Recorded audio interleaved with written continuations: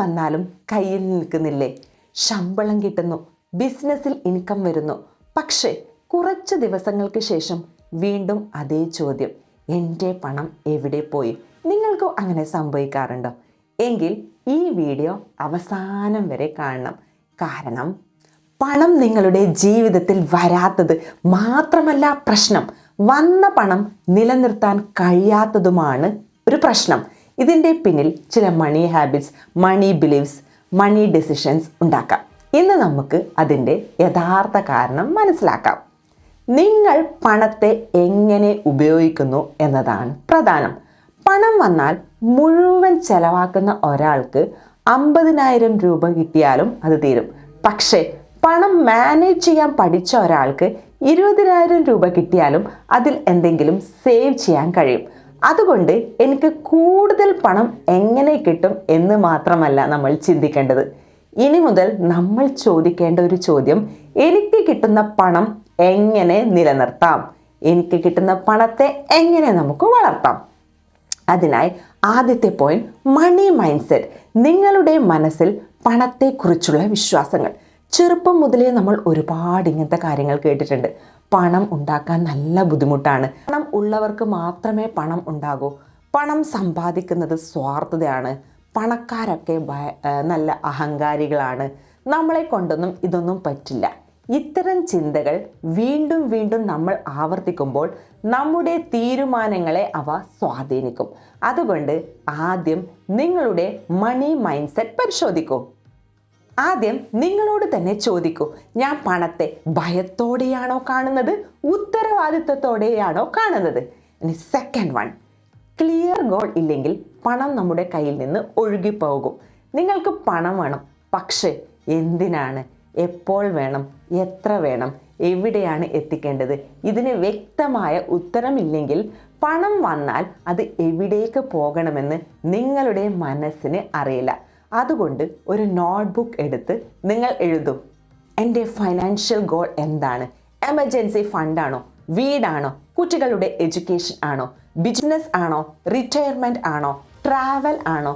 Goal വ്യക്തമായാൽ പണത്തിന് ഒരു direction കിട്ടും. തേർഡ് പോയിന്റ്, പണം ബാക്കിയുണ്ടെങ്കിൽ സേവ് ചെയ്യാം എന്ന ചിന്ത നിങ്ങൾ മാറ്റണം. പലരും എന്താണ് ചെയ്യുന്നത്, ഇൻകം ആദ്യം വരുമ്പോൾ അത് ഷോപ്പിങ്ങിന് വേണ്ടിയിട്ടും, ഫുഡ്സ് കഴിക്കാൻ, പിന്നെ എൻ്റർടൈൻമെൻറ്റ്, ഓൺലൈൻ പർച്ചേസസ്, സബ്സ്ക്രിപ്ഷൻസ്, പിന്നെ മാസം അവസാനം നോക്കുമ്പോൾ ഈ മാസം സേവ് ചെയ്യാൻ ഒന്നും ബാക്കിയില്ല. അതുകൊണ്ട് നമുക്കൊരു സിമ്പിൾ റൂൾ പരീക്ഷിക്കാം. പേ your self first. Pay your self first എന്ന് വെച്ചാൽ ഇൻകം നമുക്ക് കിട്ടുമ്പോൾ ആദ്യം തന്നെ ഒരു ഭാഗം സേവിങ്സ് അല്ലെങ്കിൽ ഇൻവെസ്റ്റ്മെൻറ്റിലേക്ക് മാറ്റുക. ശേഷം ബാക്കിയുള്ളത് കൊണ്ട് നമ്മൾ മാനേജ് ചെയ്യണം.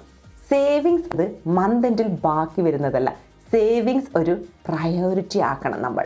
Fourth point, small expenses. ചെറിയ ചോർച്ചകളാണ് വലിയ നഷ്ടം നമുക്കുണ്ടാക്കുന്നത്.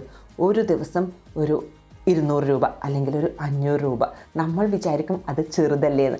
പക്ഷെ ദിവസവും ചെറിയ ചിലവുകൾ കൂടുമ്പോൾ മാസം കഴിയുമ്പോൾ വലിയൊരു തുകയാകും. നെക്സ്റ്റ് മന്ത് നിങ്ങൾ ഓരോ ചിലവും ജസ്റ്റ് ഒന്ന് എഴുതി വെച്ച് നോക്കൂ. ഒരു 50 രൂപയായാൽ പോലും, ഒരു 100 രൂപയായാൽ പോലും, ഒരു 500 രൂപയായാൽ പോലും നിങ്ങളുടെ പണം എവിടെയാണ് പോകുന്നത് എന്ന് ആദ്യം കാണണം. You cannot manage what you don't measure. ഇനി ഫിഫ്ത്ത് വൺ, ഇമോഷണൽ ഷോപ്പിംഗ്. മനസ്സിന് സന്തോഷം നൽകാൻ പണം ചിലവാക്കാറുണ്ട്. ചിലപ്പോൾ നമ്മൾ ഷോപ്പിംഗ് ചെയ്യുന്നത് ഒരു ആവശ്യം കൊണ്ടല്ല, ഇമോഷൻ കൊണ്ടാണ്.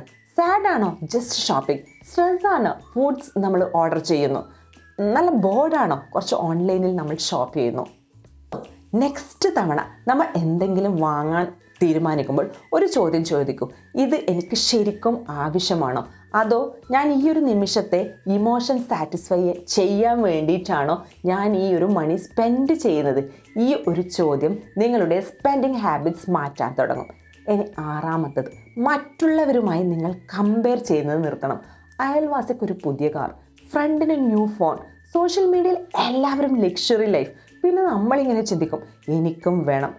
പക്ഷേ നിങ്ങൾ ഓർക്കണം, നിങ്ങൾ കാണുന്നത് അവരുടെ ലൈഫ് സ്റ്റൈലാണ്, അവരുടെ ബാങ്ക് അക്കൗണ്ട് അല്ല. സോഷ്യൽ മീഡിയ കണ്ടിട്ട് നിങ്ങൾ ഫൈനാൻഷ്യൽ ഡെസിഷൻസ് എടുക്കരുത്. നിങ്ങളുടെ ജീവിതം, നിങ്ങളുടെ ഇൻകം, നിങ്ങളുടെ ഗോൾസ്, അതിനനുസരിച്ച് ജീവിക്കും. ഇനി സെവൻത്ത് പോയിന്റ്, ഡെപ്റ്റ്. വരുമാനത്തിന് മുമ്പേ ചിലവാക്കുന്ന ശീലം. Credit card, EMI, loans, buy now pay lighter ഇവ സൗകര്യങ്ങൾ തന്നെയാണ്. പക്ഷേ നിയന്ത്രണമില്ലാതെ ഉപയോഗിച്ചാൽ നാളത്തെ വരുമാനം ഇന്ന് തന്നെ ചെലവഴിക്കുന്ന അവസ്ഥയാകും. അതുകൊണ്ട് ചോദിക്കൂ, ഈ ഒരു പർച്ചേസ് എനിക്ക് ശരിക്കും അഫോർഡ് ചെയ്യാൻ ആകുമോ? ആവശ്യം, ആഗ്രഹം, ലക്ഷറി ഇവ മൂന്നും വേർതിരിക്കാൻ നമ്മൾ പഠിക്കണം. ഇനി 8ാമത്തെ പോയിന്റ്, ചിലർക്ക് ഉള്ളിൽ ഒരു ബിലീഫ് ഉണ്ടാവും, എനിക്ക് വലിയ പണം വേണ്ട, എനിക്ക് ഇത്രയൊക്കെ മതി. എന്നെ പോലെ ഉള്ള ഒരാൾക്ക് ഫൈനാൻഷ്യൽ സക്സസ് എന്തിന്? ഇത്തരം ബിലീഫ് നിങ്ങളെ പിന്നോട്ടേക്ക് വലിച്ചേക്കാം. അതുകൊണ്ട് ദിവസവും പറയൂ, എൻ്റെ വരുമാനം വർദ്ധിപ്പിക്കാനും എൻ്റെ സമ്പത്ത് സംരക്ഷിക്കാനും ഞാൻ പഠിക്കുന്നു. അഫർമേഷൻസ് മാത്രം പറഞ്ഞാൽ പണം മാജിക്കലി വരുമെന്നല്ല. Affirmations plus action plus discipline equal to change. Affirmation plus action plus discipline equal to change. ഇനി 9ാമത്തത്, ഒരു വലിയ സീക്രട്ട്. കൂടുതൽ പണം മാത്രം പോരാ. ഇത് ശ്രദ്ധിച്ച് കേൾക്കണേ. 1 ലക്ഷം സമ്പാദിച്ച് 1.5 ലക്ഷം ചെലവാക്കുന്ന ഒരാൾ ദരിദ്രനായി തുടരും.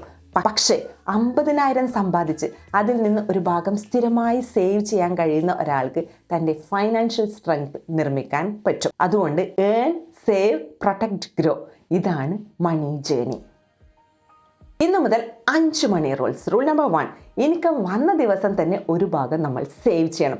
2ാമത്തെ പോയിന്റ്, 2ാമത്തെ റൂൾ, ഓരോ മാസവും എക്സ്പെൻസസ് ട്രാക്ക് ചെയ്യുക. റൂൾ നമ്പർ 3, ഇമോഷണൽ സ്പെൻഡിങ്ങിന് ഒരു സ്പോസ് കൊടുക്കുക. റൂൾ നമ്പർ 4, മറ്റുള്ളവരുടെ ലൈഫ് സ്റ്റൈലിനോട് നിങ്ങളുടെ ജീവിതം കമ്പയർ ചെയ്യരുത്. റൂൾ നമ്പർ 5, നിങ്ങളുടെ ഇൻകം വർദ്ധിപ്പിക്കുന്ന സ്കിൽസ് പഠിക്കുക. പ്രധാനപ്പെട്ട കാര്യം, പണം നിങ്ങളുടെ ജീവിതത്തിൻ്റെ ലക്ഷ്യം മാത്രമാകരുത്. പണം നിങ്ങളുടെ ജീവിതത്തെ കൂടുതൽ സുരക്ഷിതവും സ്വാതന്ത്ര്യവും അർത്ഥവത്തുമാക്കാനുള്ള ഉപകരണമാകട്ടെ. സ്വപ്നങ്ങൾക്കായി, നിങ്ങളുടെ ഫ്യൂച്ചറിനായി, മറ്റുള്ളവരെ സഹായിക്കാനായി, നല്ലൊരു ജീവിതത്തിനായി പണം ഉപയോഗിക്കാം. പക്ഷേ പണത്തിൻ്റെ അടിമയാകരുത്. പണത്തെ നിയന്ത്രിക്കാൻ പഠിക്കൂ. പണം നിങ്ങളെ നിയന്ത്രിക്കാതിരിക്കാൻ. ഇന്നു മുതൽ ഒരു ചെറിയ തീരുമാനം എടുക്കൂ. എൻ്റെ പണം എവിടെ പോകുന്നു എന്ന് ഞാൻ മനസ്സിലാക്കും. ഞാൻ എൻ്റെ സ്പെൻഡിങ് നിയന്ത്രിക്കും. ഞാൻ സേവ് ചെയ്യാൻ പഠിക്കും. ഞാൻ എൻ്റെ ഇൻകം വർദ്ധിപ്പിക്കാൻ പഠിക്കും. ഞാൻ പണത്തെ ഭയത്തോടെ അല്ല, ബുദ്ധിയോടെയും ഉത്തരവാദിത്തോടെയും മാത്രം സമീപിക്കും. പണം നിങ്ങളുടെ കയ്യിൽ വരുന്നത് ഒരു തുടക്കമാണ്.